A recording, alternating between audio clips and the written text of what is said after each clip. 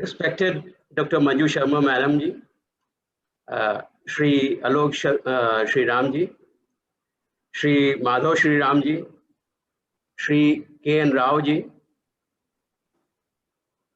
Dr. Jatinder Singh, and respected Dr. Renu Swaroop ji, ladies and gentlemen.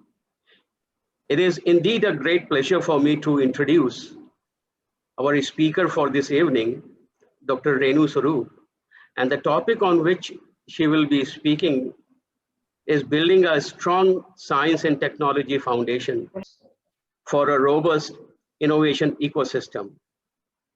This is the third lecture of the series in Dr. Bansidhar Science, Technology and Innovation Lectures. We have listened to very profound talks from eminent personalities in the two previous lectures. And we are looking forward to another equally profound and thought-provoking one today from Madam Swaroop. Dr. Renu Swaroop is the Secretary, Department of Biotechnology, or DBT, Government of India, where she has been providing great leadership in the field of biotechnology for over 30 years. Concurrently, she is also the chairperson of Biotechnology Industry Research Assistant Council, that is BIRAC, which is a public sector company incorporated by the government to nurture and promote innovation research in the biotech enterprise with a special focus on startups and small and medium-sized enterprises.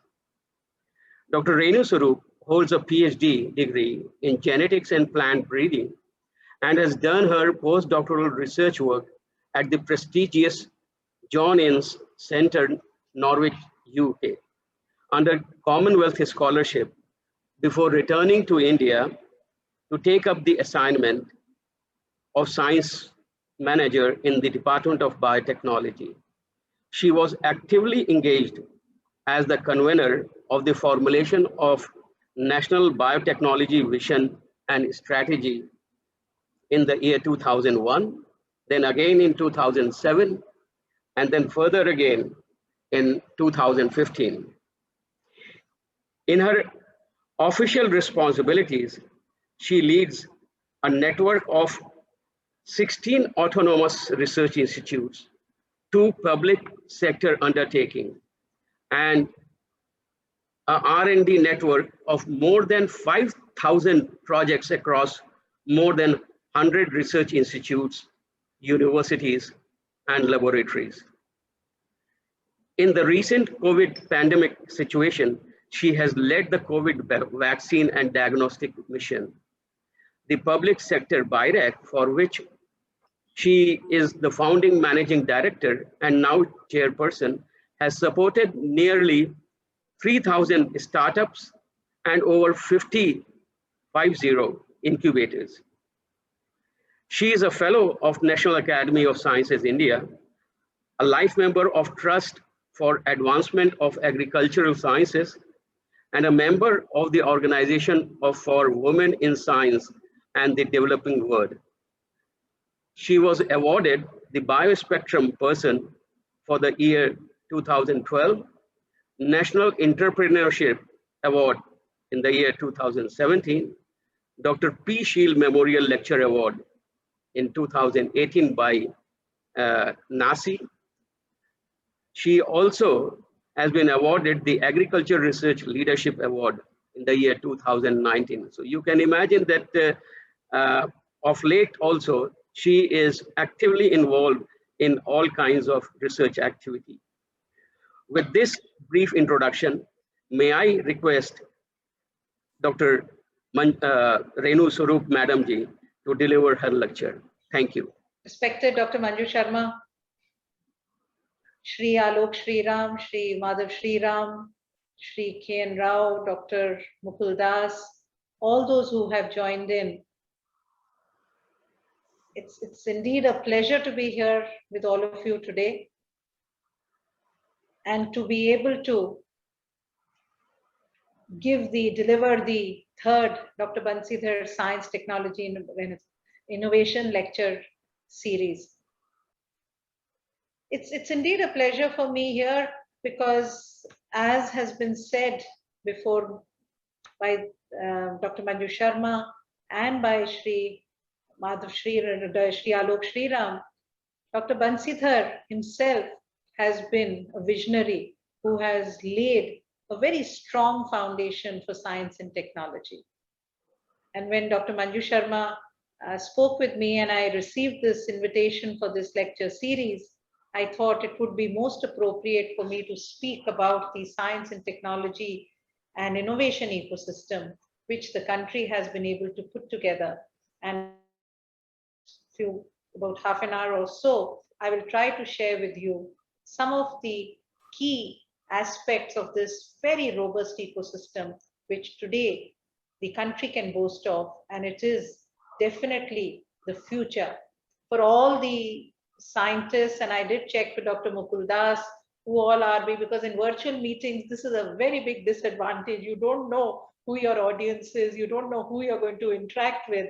So I did want to check that if there are students here, I think this is mainly meant for them to motivate them to get into science and technology, and also to see the opportunities which science and technology offer for taking this country to much, much greater heights. The whole aspect of the science and technology and the foundation that the country has been able to lay down in all these years, if you look at it in these last many years, we've had a very major focus in all these areas that we are looking at, whether it's climate and clean energy, whether it's nuclear sciences or biological sciences, food and agriculture. And each of these boxes, we can actually have hours and hours that we can spend talking about the strength that the country has been able to develop. Considering that this is a lecture series where I have definitely this time that I have to put in, I will of course focus on the biological sciences and the biotechnology, of course for the reason that I represent that area, but also for a very other interesting reason. If you look at all the other boxes around it, biotechnology and biological sciences actually connect with each one of them very closely. And that is really what the science and technology foundation and the whole ecosystem building is all about. How do you connect these boxes together? And with the biological sciences and biotechnology being at the center of it, and seeing how you could look at application of these new technologies to move forward. India has, as I said, a very, very strong history of some very important missions that we have seen and witnessed within this country. Whether it's the Green Revolution, and we all know the impact that the Green Revolution had on where we are today. From being totally dependent on imported food, today we have not only self-sufficiency of food grains, but we are also importing a large number for many, many crops as we talk about it. The milk, the white revolution. And if you see in each one of these, I've tried to bring out the face of the individuals, the scientists who have contributed to it, who have actually been responsible, not just for setting the foundation, but working with all stakeholders to build that whole ecosystem. Today, for whether it's the green revolution or the white revolution, if you look at the robust ecosystem that we have in the country, that is what has sustained this effort.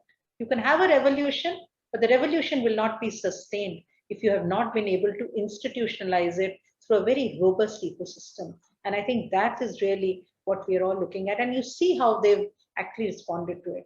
Whether we talk about our nuclear or our space, again, we've had these visionaries who've laid very, very strong foundations. And it's on these strong foundations that today we are building our whole cutting edge science, cutting edge research applications, all the various applications that we see today happening in these fields of space, nuclear energy.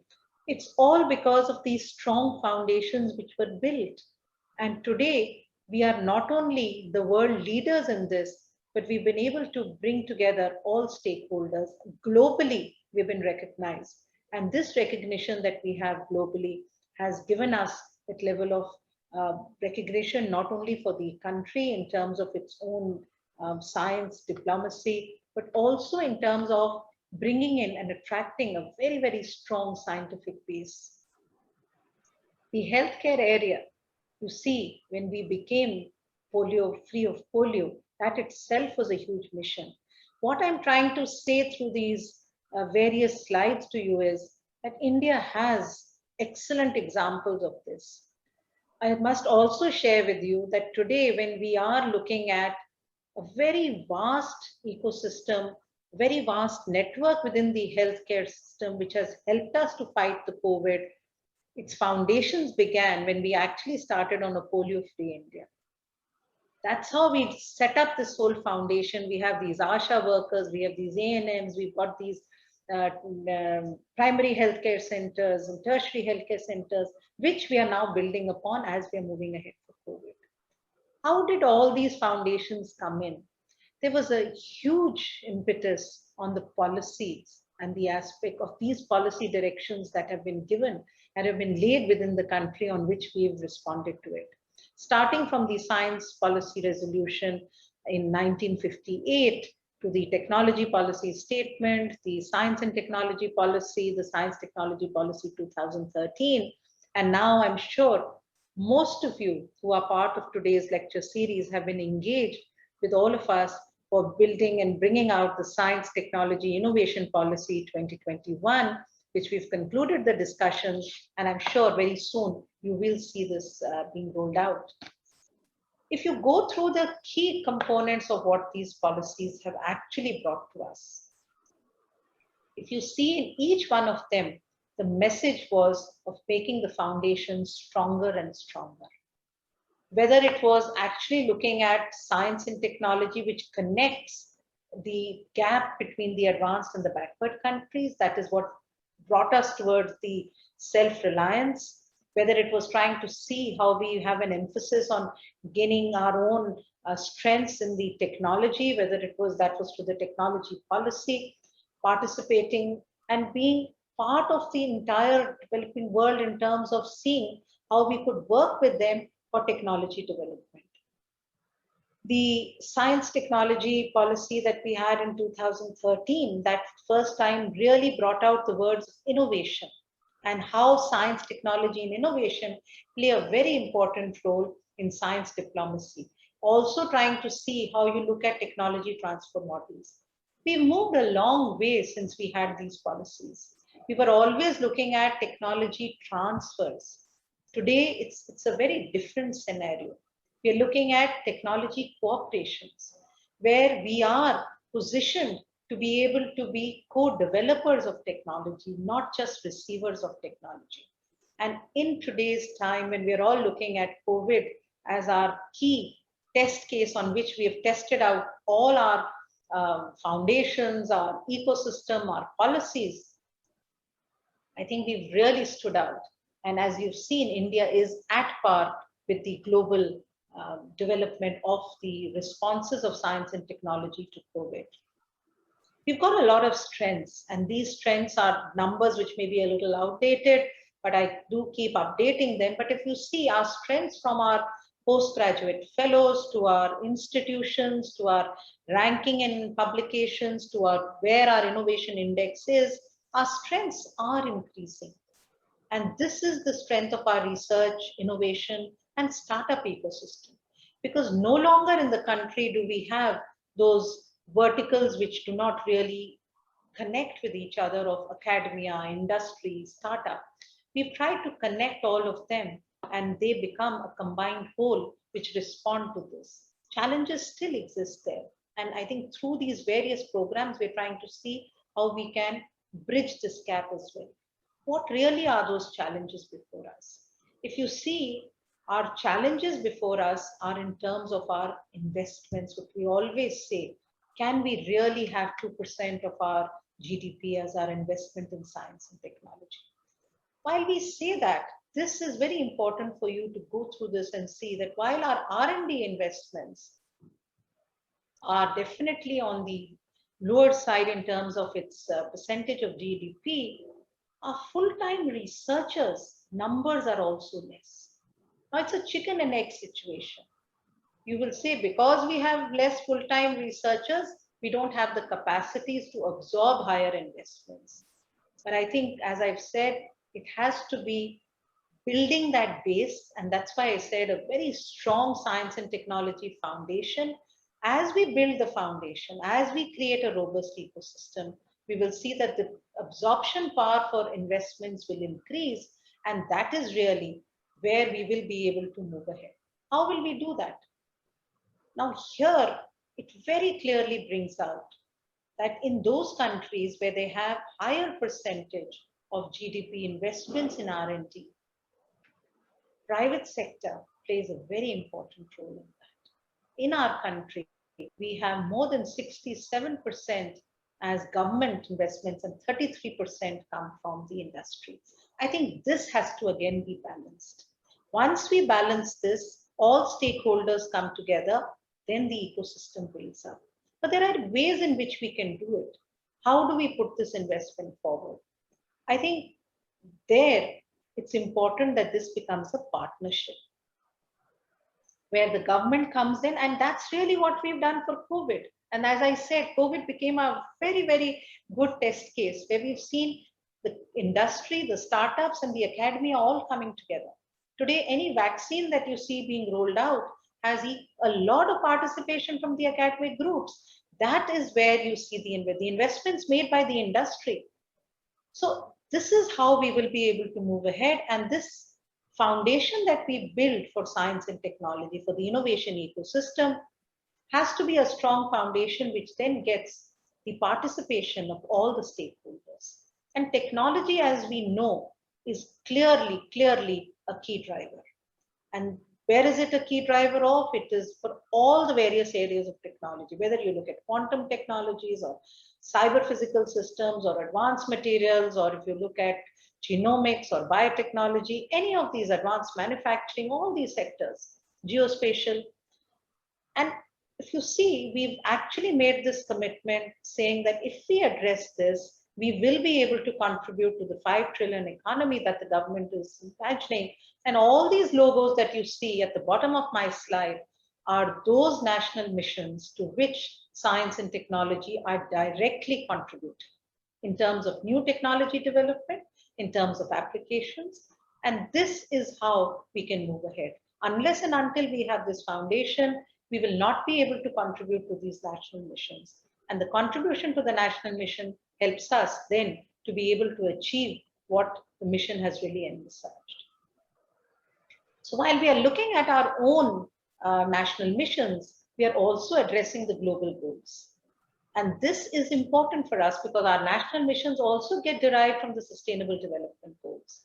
And each of these boxes that you see for the Sustainable Development Goal, science and technology contributes for each of them. And we've actually analyzed it, and our policies that we bring out tell us clearly how science and technology responds to these.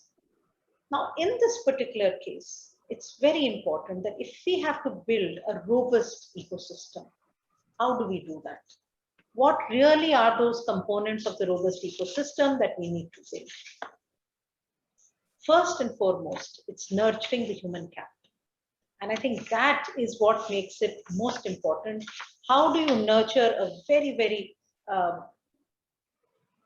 specialized, skilled human resource which matches the needs of the technology area that we're doing ahead? How do you invest in those technological infrastructure? So it's building capacities both of human resource and infrastructure. Protecting IP, introducing technology transfer net framework, providing the commercial market incentives. So it's basically a demand proposition that we pull in. So it's a pull and push factor, but also bringing in a very stable regulatory ecosystem. Also bringing in a very, very well documented legal framework which allows technologies to move from laboratory to the industry and then for application. And I know that the Shriram Institute itself has been deeply engaged in this endeavor of looking at technologies which move out from laboratory for industrial application and then taking them for large-scale manufacturing commercialization. Now, as I said, I will focus on the biotechnology sector as our main case that I will take forward today, not just because it's my own department that I've been with for so many years, privileged that we had Dr. Manju Sharma as our former secretary, who was one of the key persons who played a very important role in setting this foundation that I'm presenting before you today. But if you see over these years, from 1986 to 21 now, this seems to be a slide that I put into 2020, but if I add on the 21 ecosystem, it will become even more robust with the COVID ecosystem that we set in place. We focused on these very important verticals, whether it's capacity building, whether it's looking at new research, development, demonstration, which takes on from basic research to applied to translation, the innovation and entrepreneurship. So it was in our 2007 policy that we actually announced that we will work with at least 30% of our budget going for PPP. And that's really how BIRAC got set up, which today serves the need of the startups, the industry, academia interface, etc. And of course, most importantly, the policies which go along with it. And biotechnology has the need for very many policies, mainly and primarily because of its complex regulatory ecosystem.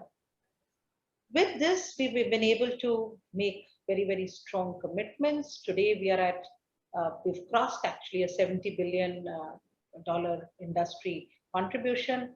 With this, our ambitions became large, and we've committed that by 2025, we'll have actually 150 billion is what we would contribute. So in less than 5 years from now, we have to, and this 70 would be probably 72 or 73. Now I'm waiting for the recent figures to come out. But we have said we will have an ambition of 150 billion. How will we do that? Are we prepared for it? And I think that really is how we are working towards it. The DBT itself has a very robust ecosystem, and our ecosystem is 16 institutes. We have BIRAC as our public sector. We have WIBCOL, which is our public sector, which was set up in 1989, working for polio vaccines, and now it's got engaged in manufacturing Covaxin as well. We also have WIBCOL, which is, of course, still trying to see what best it can do, but that's really our ecosystem that is right now. But the strength which DBT has is we do not depend only on this ecosystem. Every university, every research institute in the country which has anything to do with biotechnology is part of DBT's network. We have, at any given point of time, more than 5,000 research projects that we support. We have over 100 universities that we support for human resource programs. We have large number of incubators and parks. We have the whole ecosystem across the country, whether it's ICMR, CSIR, ICR, DRDO, whether it's the central universities, state universities, remote universities, institutes of national eminence like Indian Institute of Science, the IITs, the ICERs, NIPERs, they're all part of our ecosystem. And that is what makes it very, very strong. And that helps us to move towards taking on some of these very important mega science missions. How have we done that? We've done this through the collective contribution of each of these groups. We've had some excellent international mega missions that we've taken on. I will throw light only on some of the international large ones because I won't have time to get into the details of all the various national programs. If you look at this RISE Genome Partnership, India, this was the first time India actually put out its strength in genomics and plant genomics. This was, again, not just important for us to bring India onto the international map, but it built huge capacities within the country.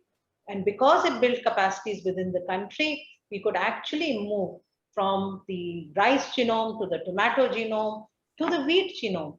And that's what gave us the strength to be able to sequence our whole wheat genome, which has today led to so many improvements in the wheat crops, which we see in terms of the application that we move on. We have one of the best laboratories networks across the country to take up both sequencing, but also looking at the functional genomics aspect of it, which connects the applications to it. Similarly, in the healthcare area, we became partners in the international project on oral cancer, which was part of the International Cancer Genome Consortium. Again, that gave us huge strengths. And today, our whole cluster in Kalyani, the National Institute of Biomedical Genomics, we have that at the center of the whole cluster. And today, this is not only serving as a cluster for Kalyani, but it's connecting across the country for large genomics-based activities. And this has now been a foundation for our whole program on precision healthcare. We have tried to now, in this consortium, through this consortium, we've set up national consortiums where we have not just the genomic sequencing, we have the clinical samples, the Tata Memorial is with us, we've set up the biorepositories, we've brought in the artificial intelligence, we've set up bioimaging banks along with it. And through this whole network that we've created, we are now looking at bringing out predictive markers, which can then help through the precision healthcare. And we've succeeded. There are huge advancements which have been made by this consortia, and this is the foundation for our precision healthcare as we move ahead. We've also very recently joined the International Common Disease Alliance, again to see how we could look at studying some of these very important basic disease biology research activities, which will and which are establishing a very strong foundation for us to look at the disease progression as it moves, whether it's any of our lifestyle diseases or many other infectious diseases as well. We've also now started working towards the Human Cell Atlas. And this has again given us not just our partnership with these international consortia. This allows us to engage over 100 different laboratories in the country who take up this basic research on disease biology, which helps students to understand. And connected with this, we've set up one of the most important Manav platform, which I will come to subsequently. So this establishes our foundation. Now, all these that I spoke to you about have actually given us what was the foundation for taking on these major omics activities that today we are very proud of, and we have been able to deliver results on. So whether it's the genomics or the transcriptome area or the proteomics area, the crops and plants that we are looking at, the precision medicine that I just spoke to you, livestock. Our institute in Hyderabad has just brought out the first SNP gene for being able to do to identify the indigenous breeds of cattle. Similarly for the industrial sector. So this omics work that we are doing today, and I cannot even sort of count the number of laboratories because there are a huge number of laboratories across each of the institutes. This is how we actually created a very strong science foundation, and we've been able to create this ecosystem which is now taking this ahead. This is one such example. With the omics work that we've started, we today have the largest program for characterization of our own indigenous germplasm. Along with the Indian Council of Agricultural Research, we have the only of its kind facility that we've set up at the National Institute of Plant Genomic Research, the National Genomic and Genotyping Facility. The genotyping being connected with the phenotyping. What are we looking at? Giving excellent pre-breeding material to our farmers. This will help them not only to identify high quality material for their breeding purpose, but this would also be revolutionary because we will be able to make this available to all the farmers once we've characterized this core germplasm with us. The activity has already begun, and our target is that in the next 2 years, we will be able to make this pre-breeding material available. This is the chip I was talking to you about. This is already done. In fact, next week, our Honorable Minister will be releasing that chip. And then on, it will be moving to the next phase of trying to look at the various yield parameters and various other parameters from the phenotyping, which will be linked to it. So that again gives us the confidence to see how we can move on. Our genomics work took us even further. And while we looked at cancer genome separately, we brought in other aspects. Last year, we launched the largest Genome India program, where our target is to bring in And we have over 20 centers that we'll have 10,000 healthy individuals and 10,000 disease-based genomes which will be sequenced. These will again be very important for us to take our precision healthcare program forward. And for this, we are covering all. We are covering cancer, we are covering genetic disorders, maternal and child health, cardiovascular. And this, connected with this, we've also started the human microbiome sequencing, which is a subset of this population. And human microbiome sequencing is very important and critical if you need to have an understanding of the diseases and how you look at predictive the treatment mechanism for it. Similarly, we've set up the largest maternal prenatal, the preterm birth cohorts that we have, and that's called Garbini. This is the largest biobank that has been set up. Again, it's being connected with the genomic activity. All this data is being brought together, and we are getting some predictive markers on preterm birth. This again is one of the largest cohort studies within this part of the world, and we are hoping this will grow larger and larger. But what have all these given us? While these are all very strong in their science and technology and innovation, they have given us an ecosystem through which we are now committed that we will launch one of the most important prenatal newborn screening program in the country. We've already screened over 10,000 pregnant women and 5,000 newborns for rare and genetic disorders. And we are hoping that by next year, we will have at least 10 such pilot programs in different states, which we will be able to take forward as we move ahead.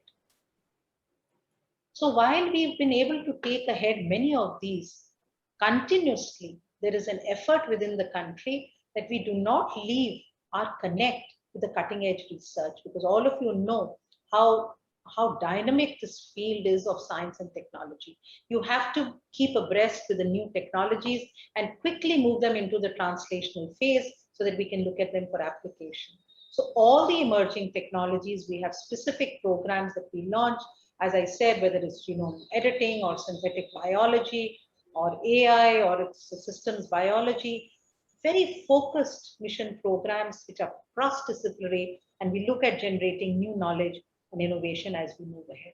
This was one that I spoke to you about, where is Manav. We've actually engaged thousands and thousands of school children who do secondary information analysis, but they connect it to the diseases. And through this, they're creating a very strong precision platform using the tools of artificial intelligence and computational biology. And that really is what is our next future.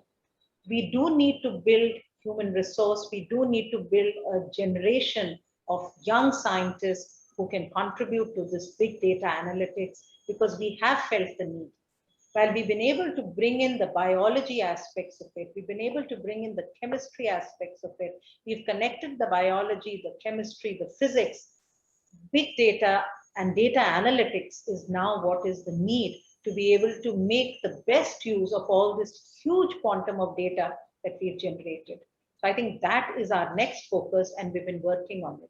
Similarly, structural biology. We've got excellent groups within the country who are working on it. We've seen the applications which have come out, even for COVID times, we've seen that. But this is clearly an area which needs more focus, which needs more impetus. And we have been working with our groups to see how we can build strengths in this area. We have very recently, in fact, it was just this week, that the Honorable Minister released our biotech data sharing guidelines called PRIDE, and that is Promotion of Research and Innovation through Data Exchange. And those guidelines allow all the biological data that gets generated through our various programs to be shared and exchanged. We do understand this, that there is a very large group of students who come from colleges in remote areas who may not have access to this very sophisticated cutting edge research infrastructure for doing new research. But if we can make a lot of the data that we have generated available to them, there are new ways in which they can use this data, and that is the whole purpose of data sharing.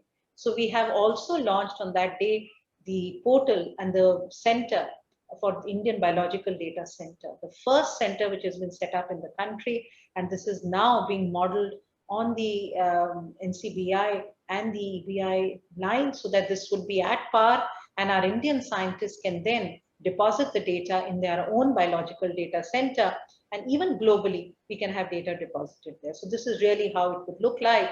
So this is one example of the foundations that we laid and the ecosystem which today is empowering our scientists to be able to make the best of the data that they're taking forward.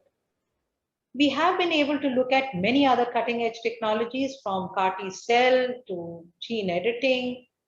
This area, quantum biology, we've been encouraging young groups to come in, but I'm hoping and hoping that we will have more people getting into it, because this is clearly an area which today we have not been able to build many groups in the country, and maybe our next focus on building the ecosystem and the foundation would be on this. Moving to the last part of my talk is, while we built this very strong science, technology, innovation foundation and ecosystem within the academic groups, as I said, unless and until we engage with the startups and the industry, it's incomplete. And that's what BIRAC did. It built this very strong foundation, very strong ecosystem, and that really is what has made an impact. So BIRAC, by its nature, supports ideas right from an idea to commercialization, taking it through the various stages of development. But what is more important, it's not just a funding organization. It mentors the young entrepreneurs, it connects them to the right networks, it provides them the various opportunities for showcasing, for connecting with investors. And this is just some of the impact that has been created. But what is important is, while we've directly supported about over 1,500 startups with the support of BIRAC and by DBT, we've today been able to build a very robust and vibrant startup ecosystem, which has nearly over 4,500 startups within a very short period of less than 5 years. And this is really how our big grants have moved, how our incubation ecosystem has moved. Just a snapshot of some of the facilities that we have set up across the country. These 60 incubators that we have set up are, at any given point of time, support nearly up to 700 to 800 young startups. And you can look at the number who passed out. There are numbers who are virtually connected, but they all have access to this infrastructure. We've also created within DBT an access to the infrastructure. Going to specialize the ecosystems, we launched the Biopharma Mission. And in this Biopharma Mission, this is the ecosystem that we set up in the last 3 years. And this is what I referred to when I said the ecosystems that we created were optimally used at the time of COVID. When we were sort of struck with this pandemic, it was important for us to very quickly respond with S&T solutions. We had already started creating this very strong ecosystem, whether it was looking at getting facilities for GCLP labs for clinical immunogenicities, or the GLP labs for cell line repositories, or bringing in translational consortia which could help develop these viral repositories. We were looking at different targets. We were looking at dengue, we were looking at chikungunya, we were looking at the HPV, at pneumococcal vaccines. We never ever imagined that we would have a COVID for which we would use these facilities, but that's how well we could use them. And today, while all these institutes continue to work on that, this ecosystem responded for COVID. So what we did is we set up, we identify the need, we then do a strategizing of the gaps, and we then set up the facilities to be able to quickly fill in those gaps. This is really how we have created a very strong pipeline and our whole portfolio for the biologic sector. This is today available for any researcher in the country. And I would urge those researchers who are into the biopharma sector, this is all access to shared facility. This is not for any one institute. This is not for any one project. These are facilities that we've set up as an ecosystem which can be made available to all researchers. And that's really what happened and came handy at the time of COVID. Similarly, for the devices and diagnostics, we've set up this whole very robust ecosystem, whether it is for device design or whether it's for prototype device or it's for testing and evaluations or for clinical manufacturing. These already exist. And if you go onto our website, you go onto our brochures, you will actually know who to contact and what it is. And within the departments, they'll be able to help you to understand this. But what I'm trying to convey through this is, once we set up this very strong foundation in ecosystem, this is what we delivered. And this is what we delivered was not for COVID. For COVID, I'll come to you separately. This is what we delivered for other than COVID. And in a very short period of time of less than about 4 years, you could get all these products which today are being deployed. Many of them are on the GEM portal. Some of them have been taken up by industries. How did this happen so quickly? It's because we had this robust ecosystem that made it possible to go ahead. So we keep energizing these startups through these various schemes that we put in. And through this, as I said, COVID became our test case. From vaccines to therapeutics to diagnostics, we took it all on. We started very early, and on 6th of February 2020 was the first time that we presented our roadmap. And as you all know, it was only in January that we were sort of struck with this pandemic. And on 6th February, our roadmap was presented. And we were the first ones to also present it in the WHO meeting on the R&D blueprint. And thereon, we took forward. And we have been able to succeed. As you all know, we were fully dependent on the imported RT-PCR kits.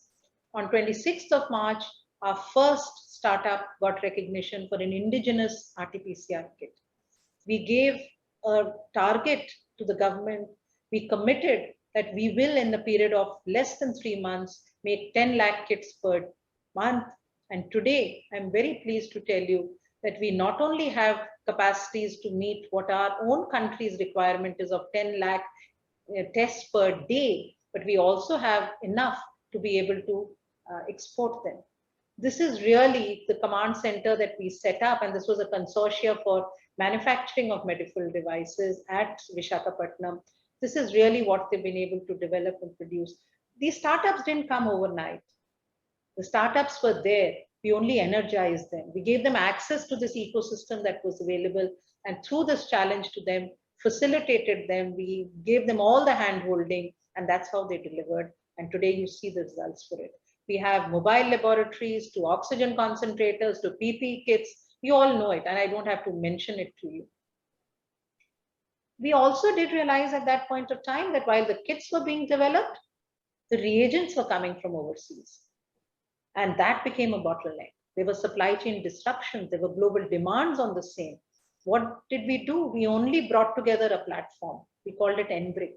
This was an aggregated demand. And today we have, in fact, initially 35 companies joined NBRIC and said, okay, you give us a demand. We are producing reagents for some other purpose. We will actually start producing for RT-PCR kits for COVID. Today we have 300 manufacturers who have joined this. Now we are taking the same model to looking at indigenization of raw material for vaccines. And we're hoping that we will be able to set this up.